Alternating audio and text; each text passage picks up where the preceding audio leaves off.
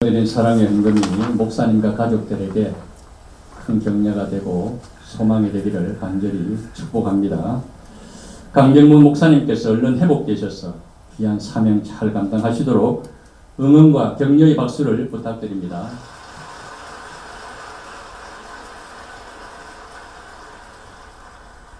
하나님의 말씀을 보겠습니다. 전도서 11장 1절에서 3절의 말씀입니다.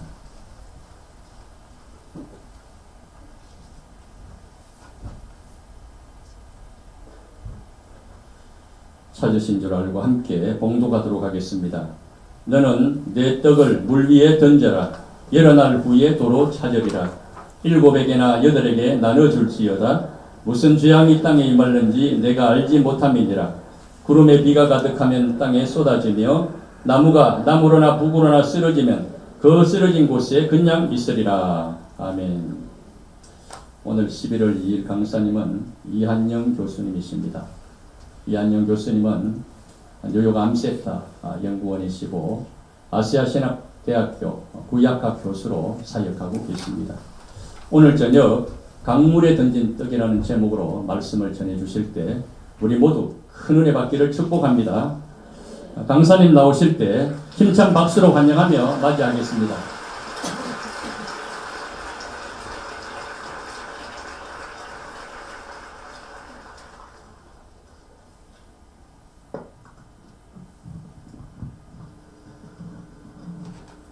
부족한 종을 이렇게 불러주셔서 감사합니다. 오늘 본문 1절을 여러분들이 읽어보시면 우리가 얼뜻 이해하기 힘든 말씀이 이 서문에 지금 기록되어 있습니다. 여기 보니까 11장 1절에 보면 너는 내 떡을 물 위에 던져라. 그러면 여러 날 후에 다시 찾으리라. 이렇게 기록하고 있습니다. 여기서 떡으로 번역된 히브리어 레헴은요, 우리가 떡으로 번역했지만 히브리 사람들이 주식으로 먹는 빵입니다. 그죠? 레헴. 우리가 베들레헴 그러죠. 빵을 굽는 곳이다. 근데 이 빵을요, 히브리 사람들은 이제 음식으로 주식으로 삼는데 도대체 왜 이 빵을 물 위에 던지라고 하는 것일까?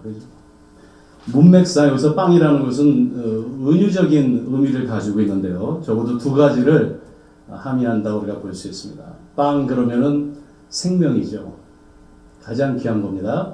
금강산도 우리가 식구경이라고 생명을 상징합니다. 또 우리가 빵 그러면요, 생명뿐만 아니라 우리 삶의 모든 방식을 의미할 수 있습니다. 여러분들 이렇게 여러 나라를 다녀보면요, 어떤 음식을 어떻게 먹느냐를 보면은 그 나라의 그 민족의 세계관이나 문화나 풍습을 우리가 이해할 수 있습니다. 여러분들 외국 사람들은요, 서양 사람들은 밥을 먹을 때 가운데다가 접시를 놓고요, 오른쪽 왼쪽에 포크와 칼과 수저를 굉장히 여러 개를 이렇게 갖다 놓고요, 맨 처음에는 입맛을 좀 돋고 또 위를 좀 중화시키기 위해서 숲을 먼저 먹죠. 그래서 제일 가까운 수저부터 들어서 하나를 먹습니다. 그리고 그것이 나가면 그 다음에 이제 메인 디쉬, 뭐 스테이크나 파스타가 이렇게 나옵니다. 그것도 하나 천천히 먹죠. 그 다음에 그게 나가면은 또 뭐 샐러드도 오고요, 또 후식도 오고요. 한 가지씩 논리적으로, 합리적으로 먹는 걸 볼 수 있어요.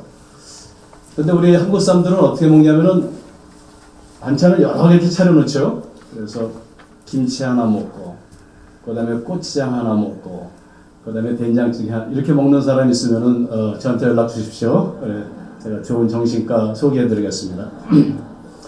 우리 한국 사람들은 이렇게 쭉 깔아놓고 이걸 어떻게 먹을까 고민하다가 얘라 비벼 먹자. 그래가지고요, 이만한 통에다가 밥을 다 비벼서 해가지고 같이 먹죠. 막 침을 뱉으면서 너 죽고 나 살자 이러면서 먹어요. 이게 왜 그러냐면 서양 사람들은요, 굉장히 헬레니즘의 영향을 받아서 개인주의가 발달했고 논리가 발달하고 그래서 논리적으로 밥을 먹어요, 혼자. 근데 우리 한국 사람들은 오랜 세월 동안 이 한반도에서 농경사회 속에서 가족처럼 지냈기 때문에요, 우리는 밥 먹는 것도 너 죽고 나 죽고, 그죠? 너 살고 나 살자. 우리 같이 죽고 같이 살아야 돼요. 그러니까 이 빵을 빵이라는 것은 이러한 우리의 생명, 또 우리의 삶의 방식, 세계관, 다른 말로 또 이야기하자면 우리 마음에 우리가 가장 귀하게 여기고 있는 것들, 마음에 모시고 있는 것들, 이것을 오늘 전도서에서는 물에 던져라 그래요. 물 위에. 우리가 물로 번역했는데 이 마임이라는 것은 흘러가는 강물을 의미합니다. 그러니까 이 강물에다가 흘러가는 강물에 이 떡을 던져라. 내 마음을 던져버려라. 내 마음에 있는 네가 가장 귀하게 여기는 그 빵을 던져버려라. 이렇게 지금 이야기하고 있습니다. 근데 오늘 이 본문은 11장 1절부터 우리가 3절을 읽었는데요. 시간상 더 읽어야 되는데 전도서는 총 12장으로 구성되어 있습니다. 그런데 본문 바로 전까지 1장부터 그 10장까지의 논지는 무엇이냐면요. 사람들이 헤아려서 평생 이 빵을 강물에다 던지기보다는요. 그것을 자기 마음에 채우려 한다. 쉽게 얘기하자면 1장부터 10장의 내용이 그것이에요. 근데 이 네이비 휴미라는 분이 이런 얘기했죠. 이성은 욕구의 마음의 노예다 그랬어요. 그러니까 우리는 이 헤아려서 뭔가 우리가 이성적으로 논리적으로 합리적으로 살아가는 것 같지만 끝내는 우리는 마음을 따라 산다라는 것이에요. 우리의 이성도 사실은 마음의 종이라는 것이죠. 그래서 우리는요, 이 마음에 무엇이 있느냐에 따라서 그거에 의해서 움직인다라는 것이죠. 데니얼 월러스라는 분이 이런 얘기를 했어요. 그분은 세속주의자고 탈근대주의자인데도 불구하고 헤아래 이 세상에는 무신론자라는 건 존재하지 않는다. 모든 사람은 어떠한 형태의 우상을 마음에 품고 산다 그랬어요. 그것이 빵이에요. 그죠? 이 빵이 무엇일까요? 나의 생명, 내가 가장 귀하게 여기는 것들, 쾌락, 돈, 자식, 그 자체가 나쁘다는 게 아니고요. 그것이 내 마음을 움직인다라는 것입니다. 근데 오늘 이 본문에서는 그를 과감하게 던져버려라 그런 말이에요. 던져버려라. 예수님은 이런 말씀하셨죠. 마태복음 16장 25절에 보면은요. 누구든지 제 목숨을 구원코자 하면은 잃을 것이죠. 누구든지 나를 위하여 제 목숨을 잃으면 찾으리라. 던지면은 도로 찾으리라. 내 빵을 강물에 던지면은 도로 찾으리라. 이렇게 오늘 본문이 이야기하고 있어요. 우리 한번 본문 2절을 다 같이 한번 읽어볼까요? 11장 2절인데요. 한번 읽어보겠습니다. 7에게나 8에게나 나눠줄지어다. 무슨 재앙이 땅에 임하든지 내가 알지 못함이니라. 이게 무슨 말일까요? 랍비들의 전통에 의하면은 사람은 한평생을 살면서요. 적어도 내가 아닌 다른 이웃들에게요. 7이나 8명의 이웃들에게 선을 또 좋은 영향을 끼치며 살아야 된다는 그런 말입니다. 즉 말하자면 우리가 이 1절, 2절, 3절을 연결해 보면 이 강물은 무엇을 의미할까? 그죠? 이 떠내려가는 강물은요. 나 밖에 있는 모든 이웃들, 이 세상의 모든 사람들을 상징하고 있습니다. 그래서 7에게나 8에게라는 말은 딱 7명, 8명이 아니라 그 히브리어 문학에 있어서 무한한 사람들에게, 내가 항상 만나는 사람들에게 이 나의 가장 귀한 것을 던져주라는 것이에요. 여러분들 가만히 생각해 보면요. 어떻게 보면은 내 남편도 떠내려가는 강물과 같고요. 내 아내도 떠내려가는 강물과 같고요. 강물과 같은 내 자식, 강물과 같은 나의 이웃, 그들에게 나의 빵을 던지라는 것입니다. 쉽지 않죠? 근데 우리가 예수를 믿는다고 하는데요. 예수님께서 하신 일이 무엇일까요? 나는 생명의 떡이니 그러셨어요. 십자가에서 떠내려가는 강물과 같은 저와 여러분들에게 예수님은 그 생명의 떡을 던져주신 것입니다. 3절 상반절을 한번 읽어볼까요? 구름에 비가 가득하면 땅에 쏟아지며 이렇게 구름의 유용성이 무엇일까요? 그죠? 구름의 유용성은 꽉 차면은 자신이 비가 되어가지고 자신을 비우는 데 있죠. 우리의 계산은 내가 얼마만큼 채웠는가, 내가 얼마만큼 이 빵을 내 마음에 집어넣는가, 거기에 중점을 두지만 하나님께서는 내가 얼마만큼 던졌는가, 쏟았는가, 그것을 계산하신다는 것입니다. 그런데 바울사도는 고린도 교우들에게 보내는 서신에 있어서 자신의 삶을 이렇게 고백했습니다. 고린도후서 6장 9절에서 10절에는 잘 아시는 말씀이죠. 우리는 무명한 자 같으나 유명한 자요. 우리는 죽은 자 같으나 보라 우리가 살고, 징계를 받는 자 같으나 죽임을 당하지 아니하고, 근심하는 자 같으나 항상 기뻐하고, 가난한 자 같으나 많은 사람을 부여하게 하고, 아무것도 없는 자 같으나 모든 것을 가진 자로다. 빵을 던진 자예요. 그죠?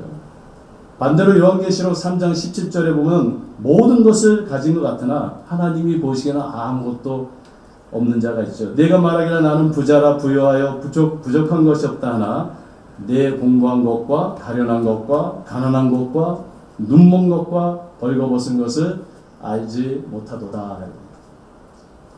마지막으로 3절을 한번 읽어볼까요? 하반절을 읽어보겠어요. 나무가 나무로나 북으로나 쓰러지면 그 쓰러진 곳에 그냥 있으리라. 4절도 한번 같이 읽어보겠어요. 풍세를 살펴보는 자는 파종하지 못할 것이요 구름을 바라보는 자는 거두지 못하리라. 근데 이 나무가요, 남쪽으로 쓰러지면은 스스로 이렇게 자기가 일어나가지고 북쪽으로 쓰러지는 것도 보셨어요? 혹시 보신 분 있으면 또 연락 주십시오. 한번 쓰러지면요, 스스로 남쪽으로 쓰러지면 북쪽으로 이렇게 옮길 수가 없죠. 나무가 다른 쪽으로 쓰러졌다면. 근데 우리는 이렇게 생각해요. 내가 남쪽으로 쓰러지지 않고 서 있었다면, 혹은 북쪽으로 쓰러지지 않고 동쪽으로 쓰러져 있었다면, 만약 내가 건강한 사람이라면, 내가 많이 배운 사람이라면, 만약 내가 지금 억만부자라면, 그러면 빵 하나 정도는 나도 강물에다 던질 수 있어. 이렇게 생각하죠. 근데 이렇게 생각하는 사람들은요, 풍세를 보면서 오늘 본문에 보니까 구름을 보니 지금은 심을 때도 아니고 거둘 때도 아니니까 상황을 탓하면서요, 빵을 던지지 않는다라는 것입니다. 모세가 이렇게 기도하죠. 우리에게 우리날 길수함을 가르치사 지혜의 마음을 얻게 하소서. 여러분들, 많은 사람들이 가정을 한번 해보죠. 내가 어떤 사람보다 훨씬 내가 좀 지금 형평이 좋으면 나도 빵을 던질 수 있고 내 마음에 있는 걸 줄 수 있지. 근데 나도 지금 힘들어. 이렇게 우리는 항상 이야기를 합니다. 제가 오늘은 설교를 하기보다는 시간이 짧기 때문에 이 말씀을 전제해서요, 저희 누님 이야기를 오늘 여러분들과 잠깐 나누고 마치려고 합니다. 저희 집은 딸 넷에 저 아들 하나고요. 또 우리 아버님은 독자시고 어머님은 이북에서 내려오실 때 외삼촌하고 내려오셔서 우리 외삼촌은 딸이 7이세요. 그래서 제가 어렸을 때 우리 집 식구들 이렇게 모이면은 저하고 여자들만 이렇게 모여 있고요. 옛날에는 이렇게 꽁치도 귀한데 꽁치를 부시는 어머님이 할머니께서 저한테 이렇게 꼭 갖다 주시고 우리 한영이 그래서 이렇게 된 거예요. 사랑 많이 받고 자라났는데요. 우리 셋째 누님이 이름이 명자예요. 전부 딸만 낳고 나니까 밝은 명자에 아들 자자를 해서 제가 태어났습니다. 근데 제가 중학교 때, 누님은 고등학교 1학년 때, 저는 어렸을 때 브라질에서 자라났습니다. 저는 한국을 초등학교 1학년 마치고 그리고 남미로 갔어요. 그래서 브라질에서 초등학교 1학년부터 대학교까지 거기서 공부를 했어요. 제가 이렇게 뭐 지금 한국말 잘하지만요, 저는 옛날엔 꿈도 포르투갈어로 꿨어요. 근데 우리 누님하고 저하고 타주에 가서 대학 입시 준비를 하게 됐습니다. 그래서 같이 살다 보니까 한 1200km 떨어진 곳에서 부모님이 사시는 곳에서 그러다 보니까 그 셋째 누님하고 저하고 누구보다도 친하고 고등학교 때부터 같이 공부하고 대학교도 같이 들어가게 됐습니다. 우리 명자 누나는 아주 착하고 셋째 딸다워요. 그리고 공부도 성실하게 하고 그래서 제가 월반을해서 같은 대학을 들어갔는데 제 기억에 우리가 생물학을 같이 공부했어요. 한 클래스에서. 근데 제 그 선생님이 얼마나 무섭고 유명했는지 별명이 마귀 할머니였어요. 모든 학생들에게 C만 줍니다. C 이상 안 주는 선생님이었어요. 근데 저희 누님이요, 얼마나 열심히 공부를 했는지 거기서 A를 받았어요. 저는 C 받고요. 그래서 유명해져가지고 그 대학교에 수만 명의 학생들이 있는데 우리 동양인 학생 몇 명 없으니까 그 옛날 이야기입니다. 이게 40년 전 이야기니까 저희 누님을 얼마나 이 백인 남자들이 좋아하는지 늑대처럼 달려붙어가지고 제가 캠퍼스에서 버디가드도 하고 이렇게 그랬어요. 그리고 누나는 이제 시집에 갔는데요.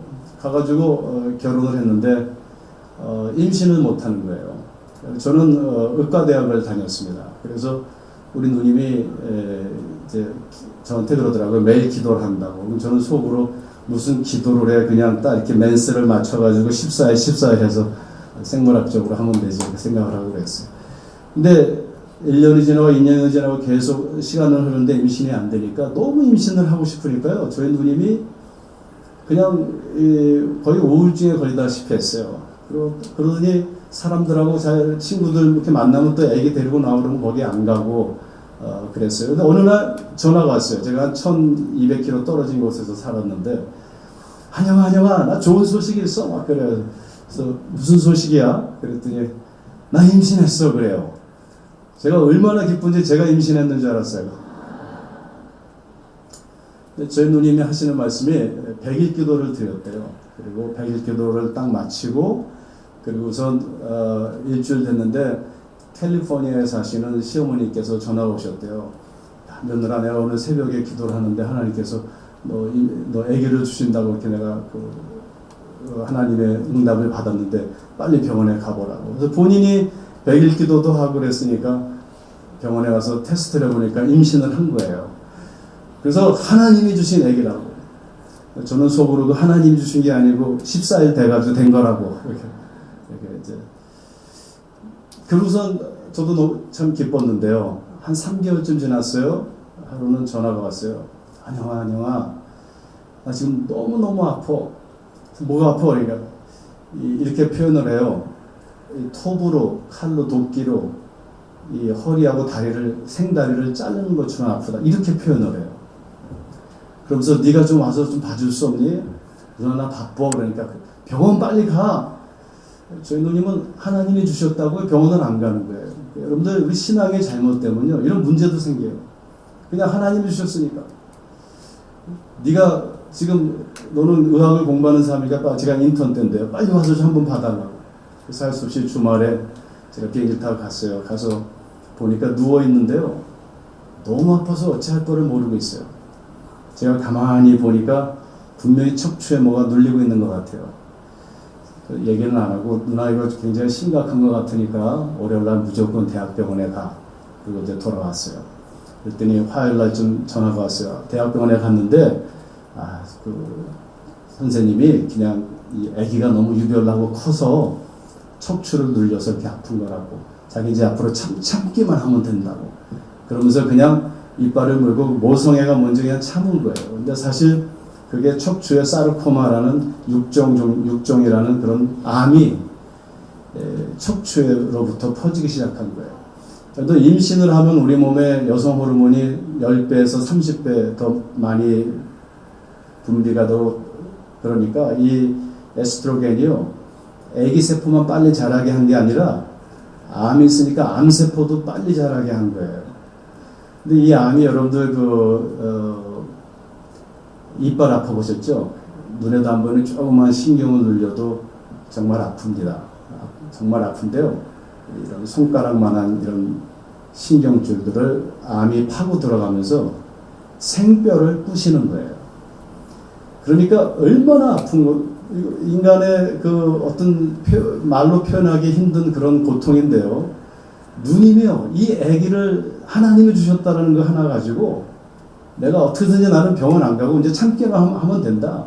저희 누님이 옛날에 공부하는 거 보면 그냥 앉으면 5시간, 6시간 하는 그런 스타일이에요.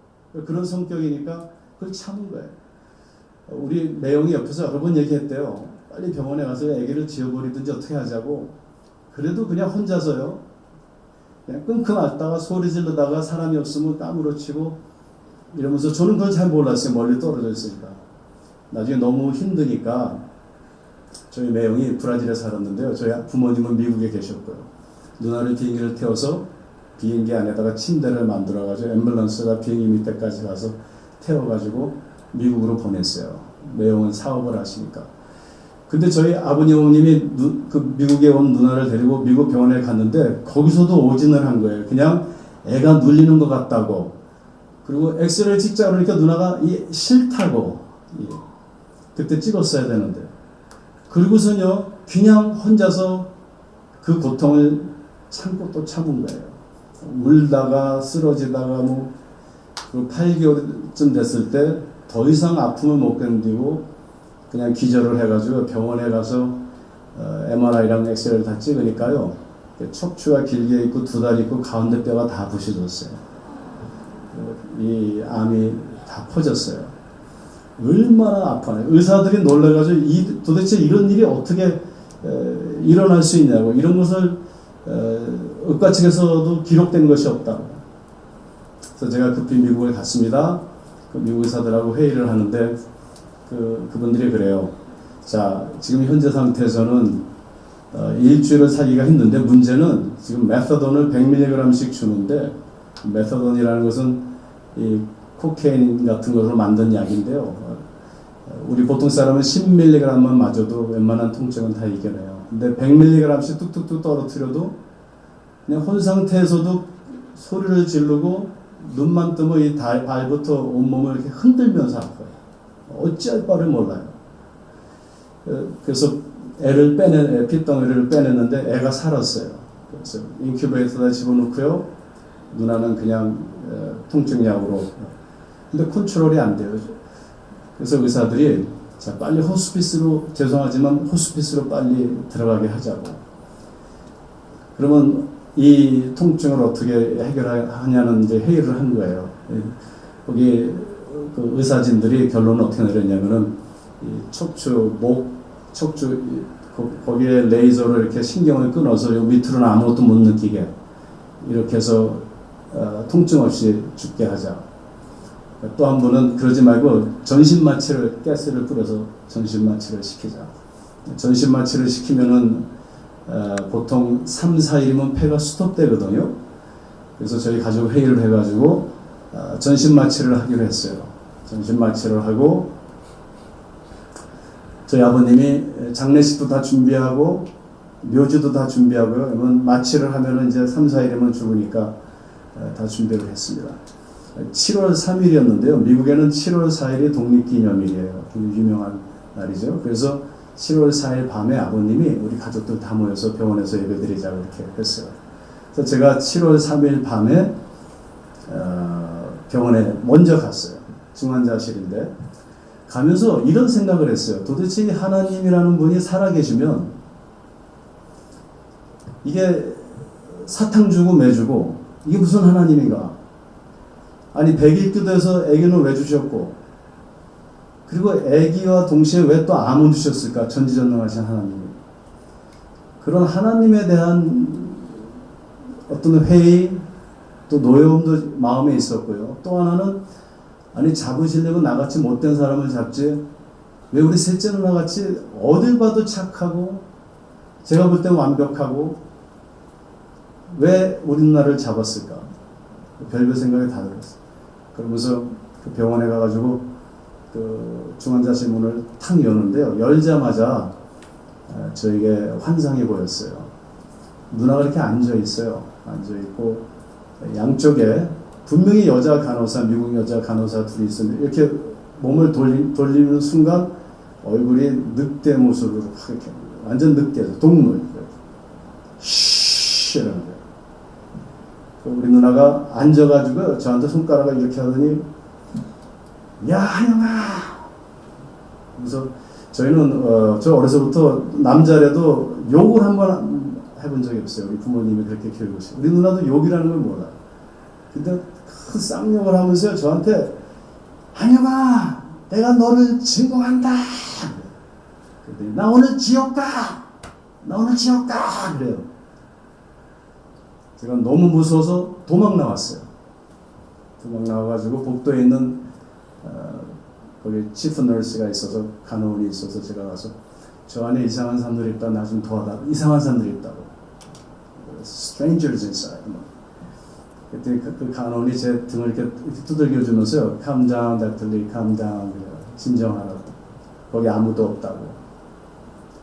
제가 밟아봤더니 또 들어갔어요. 우리 누나가 그냥 앉아 있어요. 침대에 이렇게. 저를 보자마자 또 손가락을 이렇게 하면서 저를 저주하는데 그때 우리 어머니, 아버니, 할머니가 들어오셨어요. 그러니까 우리 부모님을 저주하려고 손가락 이러는데 저희 할머니께서 기도를 많이 하시는 할머니세요. 제가 어렸을 때 거의 할머니는 집에서 주무신 적이 없어요. 밤이 되면은 이불을 가지고 그 추운 겨울에도 꼭 교회 가서 이 강대상 앞에다가 이불을 까시고 따르시고 꼭 저를 데려갔어요. 해피는 저를 꼭 데려가셔가지고 겨울에도 옛날에는 무슨 이렇게 마귀가 많은지 매일 마귀들과 싸우지라 찬성불 밤새도록. 근데 그 할머니께서 누나가 이러면서 소리를 지르니까 가가지고 딱 잡으시더니 주여 하고 막 기도를 하는 거예요.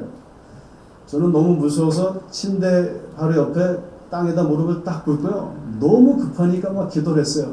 하나님, 하나님, 우리 누나 살려주신 목사 될게 목사 이래가지고 이렇게 된 거예요. 그때 그런 기도 하지 말았어야 되는데요. 너무 급하니까 무슨 말인지 그냥 너무 무서웠어요. 하나님, 우리 누나 살려주세요. 목사 될게 말. 근데 우리 누님이 이렇게 뒤로 쓰러지더니 뭐 샬라 막 그래요. 한참 뭐 무슨 말인지 뭐 샬라. 한참 지났어요. 저는 가만히 있는. 그런데 눈을 이렇게 누나가 뜨더니요. 우리 아버님한테 이렇게 얘기를 해요. 아무 기억도 없고 우리 누나가 그 기억을 못해 무슨 일이 있었는지. 그냥 우리 아버님한테 아버님 너무 걱정하지 마세요. 우리 천국 가서 만나요. 이러고서 눈을 감고 이렇게 그냥 깊이 잠이 들더라고요. 제가 거기서 밤을 꼬박 샜어요. 이제 아침이 돼가지고 마취사하고 간호원들이 이제 오는데 우리 아버님이 저한테 그러더라고요. 한영아, 네가 마지막으로 그 수술실 들어가서 마취할 때 옆에서 좀 누나 손도 잡아주고 기도해주려. 아버지 여기 가족들이 같이 못 들어가요 수술실에. 너 의사인데 좀 네가 얘기해봐.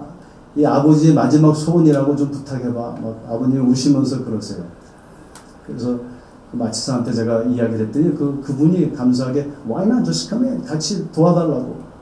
그래서 그 미국 마취사하고 저하고 간호원들하고 수술실에 들어갔어요. 옷을 다 입고 이제 근육 주사를 놓고 그 다음에 가스를 뿌리려고 마스크를 갖다 이렇게 대는데요. 제가 머리 쪽에 이렇게 제가 서 있었어요. 바라보면서. 갑자기 누나가 눈을 뜨는 거예요. 그 옆에 의사가 깜짝 놀라가지고 이렇게 쳐다보는데 저희 눈이 눈을 뜨자마자 한국말로 하는 말이 배고파 그래요. 그러니까 옆에 의사가 What is she saying? 뭐라 그러냐고. She's saying she's hungry. 배고프다 그런다고. 그랬더니 그 의사가 This is euthanasia. 이거 잘못하면 안락사야 그래요. 그러더니 이제 가스를 뿌릴까 말까 하다가 마스크를 끼울까 말까 하다가 일단 캔슬을 하죠. 캔슬을 하고 나와서 다시 한번 논의를 해보죠. 어떻게 할 것인지 호스피스를. 그래가지고 수술실 들어갔다 그냥 나온 거예요. 그리고 그때부터 조금씩 나아지는데 27년을 살았어요.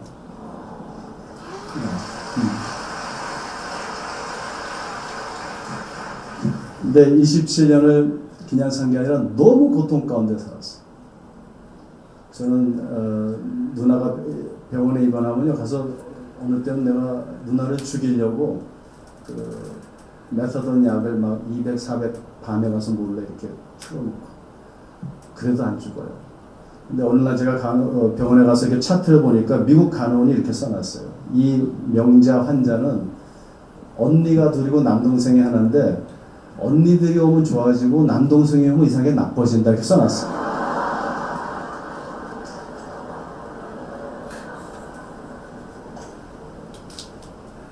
제가 그걸 보고 깜짝 놀라가지고 하나님께서 살려주신 거죠. 근데 얼마나 아파하냐면요. 그 여러 가지 치료를 해가지고요. 이상하게 죽지는 않아요. 죽진 않는데 이런 말까지 하더라고요. 누나가 예수님 아파봤자 하루 아프셨잖아. 24시간 365일 27년을 한번 생각해 보세요. 살이 썩고요. 여기다 대변은 대변 한번 보고 소변 한번 보려면 1년에 수술을 몇 번씩 했어요. 누나가 저한테 항상 그랬어요. 한영아 너는 밤에 네가 이렇게 잘 때 몸을 혼자 돌릴 수 있는 거 감사해. 너는 그냥 화장실 가면 소변 보고 나오지? 감사해. 너는 화장실 가면 대변 볼 수 있지? 감사해. 저희 매형이 옆에서 27년 대소변을 매번 바꿔주고 해주고요. 근데 누나가 그 수술실에서 나와가지고 맨 처음에 나와서 이렇게 얘기했어요. 한영아, 뭐 여러 가지 얘기하다가 내가 일주일밖에 더 앞으로 못 살 거라면서 내가 너한테 꼭 부탁할 게 하나 있어. 뭐야 누나? 나 교회 가서 화장실 한 번만 청소하게 해줘. 저희 매형이요, 우리 누나를 얻고 화장실에 갔어요. 저희 누님이 거의 완벽주의자예요. 얼마나 깨끗한지 몰라요. 가서 화장실을 그냥 손으로 반짝반짝 빛나게 해놨어요. 그리고 일주일이 지났는데 안 죽어서 할 수 없이 또 가고 해서 27년을 화장실을 청소를 했어요. 금요일 날이면 교회 가서 항상 했어요. 그 몸을 가지고 어려운 사람들 가서 돕고요. 또 그 형무소에 가서 갇힌 사람들에게 밥해가지고 가서 주고요. 누게릭병 걸린 분들, 아픈 분들 가서 섬기고요. 그 몸을 가지고 뭐 똥주머니, 오줌주머니 다 차고 통증약 먹고 뭐 휠체어를 메고 이제 이렇게 사회복지 한국 사람들 어려운 분들, 교포들 중에 어려운 분들 사회복지 뭐 이렇게 또 혜택을 받아야 되면 통역해주러 가는 거예요. 가면요 사회복지사가 그런데 누가 받으러 왔냐고. 그리고 자기의 아픔을 가지고도 자기보다 더 아픈 사람들 계속 섬겼어요. 저희 아버님이 몇 년 전에 저한테 A4 용지로 그 누나 이야기를 쭉 써가지고 오셨어요. 한영아 이거 좀 책으로 한번 내봐라. 너 매일 신학책만 쓰지 말고 누나 이야기를 좀 써봐. 제가 간증 쓰는 걸 싫어했어요. 옛날에 어떤 간증집을 읽었는데 그 저자 만나보니까 간증하고 전혀 다른 삶을 살고 있어요. 제가 너무 실망했어요. 또 간증이라는 건 우리 인간의 기억을 믿을 수가 없어요. 사실 과학자들이 그래요. 뇌과학자들. 우리 인간의 기억이라는 건 과거를 재구성하기보다는 항상 현재 상황에서 해석한다고. 그래서 하나님 말씀 외에는 제가 간증은 안 쓴다라고 생각했어요. 근데 우리 아버님이 그걸 다 옛날에 있던 일을 적어오셔가지고 한영아 내가 제목까지 가져왔어. 제목이 뭐예요? 이런 사람도 있다고요. 그래서 이런 사람이 누구예요? 네 매형이잖아. 우리 매형이요. 그 아픈 아내를 마치 신부가 신혼여행 가서 첫날 밤에 아프면은 이렇게 가서 막 위해주고 치료해주듯이 누나를 27년 동안 단 하루도 빠지지 않고 지극정성으로 사랑하고 섬겼어요. 제가 매형을 보면서 너무 죄송해서 매형 한 일주일 어디 여행 갔다 오세요. 제가 누나 봐줄게요. 그러니까 저희 매형이 이렇게 말씀하시더라고요. 아니야. 나 같은 사람에게 하나님께서 사랑할 수 있는 사람을 바로 옆에 갖다 주셨는데 얼마나 감사하니? 나는 정말 감사해. 제 아내가 여기 지금 앞에 와 있지만 우리 아내가 항상 그랬어요. 정말 당신 그 매형은 정말 천사라고. 근데 우리 제 누님이 항상 그러셨어요. 가끔. 한영아 나는 지금 내가 사람하고 사는지 천사하고 사는지 모르겠어. 그래요. 그래서 그런 남편 있으세요? 우리가 사지가 멀쩡해서 매일 내 빵이야 이러면서 그 내 마음에요 하나님을 빼버리면요 거기에 빵이 들어오죠. 세상에 빵이. 나의 욕심, 나의 쾌락. 그래서 그것이 나를 움직이는 것이죠. 오늘 본문은요 그 빵을 다시 던져 버리라는 것이에요. 칼빈이 그런 얘기를 했어요. 영성이라는 건 무엇이냐? self denial, 자기를 부인하는 것이다. 바울사도는 내가 그리스도와 함께 죽었다 그랬어요. 빵을 다 던져서 강물에다 던졌다. 그리고 이제는 내가 산 것이 아니라 그리스도가 내 안에 사시는 것이다 그랬어요. 저희 누님이 이렇게 아프신 후에는 제가 이렇게 환자를 그때 뭐 인턴 때인데 환자를 전에는 환자가 배 아프다면 목 아플까 막 재밌어가지고요. 의과대학다닐 때. 근데 우리 누님이 아프니까요. 누가 아프다 그러면 저도 같이 아파요. 막. 하루는 저녁에 이렇게 제가 이제 일을 하고 병원에서 나오는데 거기가 암 환자 동이었어요. 이렇게 복도로 퇴근을 하는데 신음소리가 들려요. 그래서 들어가 봤어요. 들어갔더니 어떤 어린 소년이 이 암이 몸에 다 퍼져가지고 여기 자두처럼 막 튕겨나와 있었는데 암덩어리 하나가 눈 뒤에서 이렇게 안구에서 자라가지고 눈알이 바깥으로 이렇게 나와 있어요. 너무 고통스러워가지고요. 신음을 하고 있어요. 옛날 같으면 뭐 그런 환자들 천진데요. 근데 얼마나 마음이 아프죠. 우리 누님의 고통을 통해서 타인의 고통에 공감을 하게 된 것이에요. 예수님은 전지전능하시고 무소부지하신 그런 하나님이심에도 불구하고 왜 고난의 종의 모습으로 우리에게 오셨을까요? 오늘 우리가 신학적으로 어떤 대속에 우리를 대속하신 또 우리 대신 고통을 받으신 거지만 예수님께서는 우리의 고난에 참여하시는 거예요. 공감하시는 거예요. 우리의 아픔을 아세요. 우리는 아픔을 통해서 타인의 아픔을 알 수 있어요. 아픔을 통해서 예수님의 아픔을 조금이라도 느껴볼 수 있어요. 그래서 그날 밤에 집에 왔는데 잠이 안 와요. 옛날 같으면 잘 자죠. 하루 종일 피곤했으니까. 다시 옷을 갈아입고 밤 10시가 넘어서 병원에 다시 갔어요. 그리고 방에 들어가 보니까 그 소년이 누워있어요. 제가 소년에 가서 손을 잡고 차트를 한번 보고 이야기했어요. 야, 나는 네 담당 의사는 아닌데 우리 누나도 암에 걸렸단다. 지금 그래서 우리 누나 이야기를 해줬어요. 여러분들 예수님께서 아픈 자와 함께 같이 우는 자와 함께 같이 울고 웃는 자와 함께 같이 웃으라고 그러셨죠, 그죠? 여러분들 병원에 가서 전부주임에 빠져서 벌 받은 거야 이러면 안 돼요. 그죠? 뭐 그럴 수도 있겠죠. 그래서 그 손을 붙잡고요, 우리 누나 이야기를 해주니까요, 그 소년이 얼굴이 환해져요. 저는 한 번도 세상에 태어나서 그때까지는 전도해 본 적이 없어요. 근데 갑자기 성령께서 그 방에 충만하심을 느꼈어요. 그리고 저도 모르게 저답지 않게 말이 나오기 시작했어요. 너 지금은 고통스럽지만 하늘나라에 가면은 새로운 몸으로 부활해서 더 이상 눈물도 없고 고통이 없는 곳이 있단다. 예수님께서 네가 예수님을 믿으면 예수님께서 너의 죄를 다 사하시고 그리고 너와 함께 너를 천국으로 데려가실 거야. 예수님 영접할래? 그때 영접하겠대요. 저 놀랐어요. 그냥 얘기했는데. 그래서 제가 저같이 않게 또 이야기했어요. 내가 너를 위해서 기도해줘도 될까? 기도해달래요. 붙잡고 막 기도했어요. 이 아이가요, 그 몸이 다 상했는데 제가 느꼈어요. 얼굴이 얼마나 환해지는지 몰라요. 그래서 나중에 마음이 기뻐서 집에 돌아왔어요. 그리고 새벽에 아침 일찍 6시에 가서 그 방에 들어가니까 방이 비어 있어요. 간호한테 물어봤더니 새벽 3시에 죽었대요. 우리 다음에 이제 천국에 가면 만나겠죠?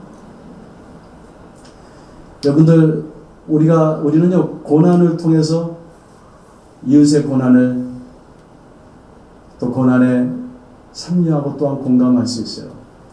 여러분들 가운데 세상에 많은 아픔과 고통이 있으실 거예요. 어떤 사람들은 이한영 교수는 이렇게 환해가지고 고난 고자도 모르는 사람 같다고 그래요. 제가 그러죠. 얼마나 고통스러우면 이렇게 됐겠냐고요. 저희 할머니 90이 넘으셔서 돌아가셨는데 생전에 저한테 가끔 전화하셨어요. 미국에서.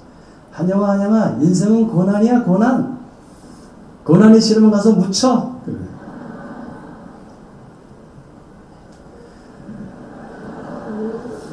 성경에는 고난을 해결하는 그런 예수님께서 어떻게 이렇게 저렇게 하면 고난 너희가 안 받을 것이다. 그런 얘기 하신 적 한 번도 없어요.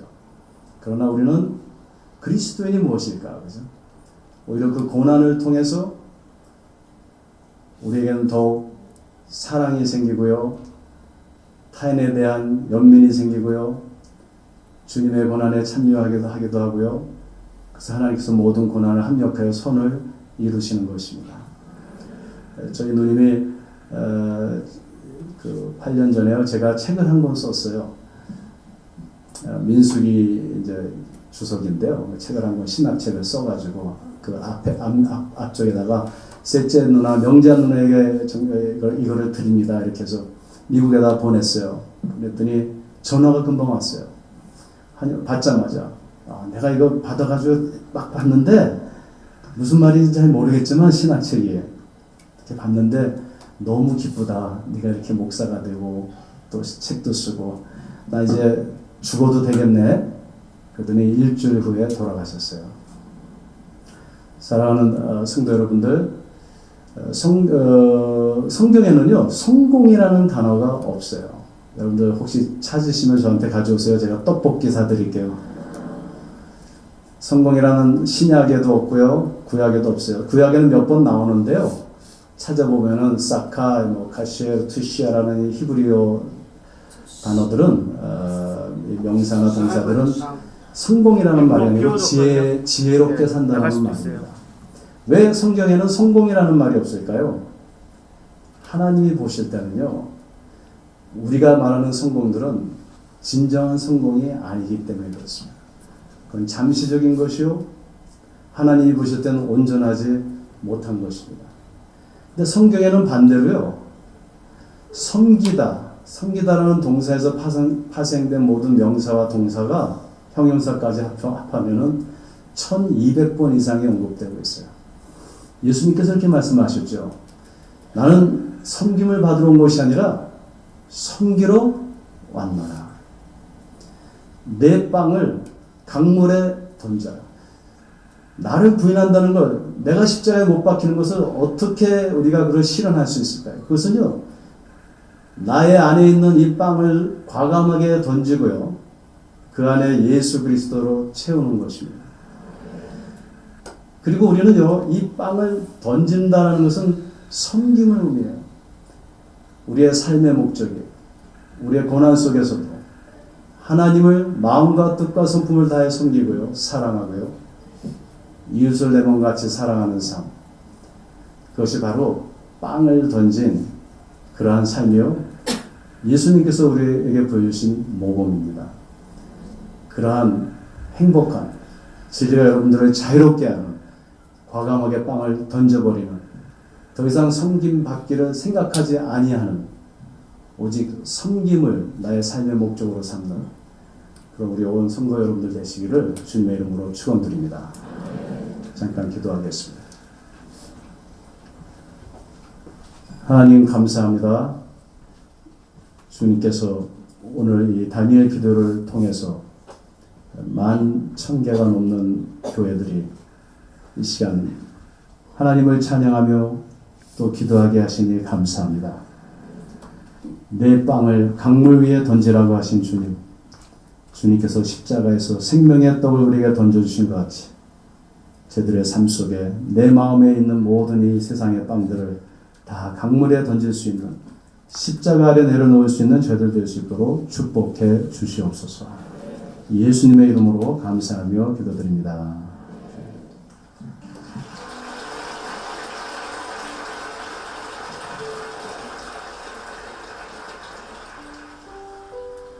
할렐루야. 오늘 말씀이 참 우리에게 도전이 됩니다. 여러분이 움켜쥐고 있는 인생의 떡이 뭘까요? 여러분의 인생의 주인으로 삼고 있는 그것이 무엇입니까? 여러분, 그것을 과감히 던질 수 있기를 바랍니다. 던진다고 하는 것은 결코 손해가 아니죠. 하나님 앞에서의 성공이 무엇인가? 그것은 바로 나눔과 섬김입니다. 하나님이 여러분에게 주신 것 움켜쥐고 살지 말고 하나님이 주신 것들을 이 땅에 사는 동안 흘러보낼 수 있기를 바랍니다. 그것이 하나님 앞에서 진정한 성공인 줄로 믿습니다. 이 시간 우리 한번 찬양을 하겠습니다. 내가 주인 삼은 모든 걸 내려놓고 찬양하겠습니다. 내가 주인 삼을 모든 것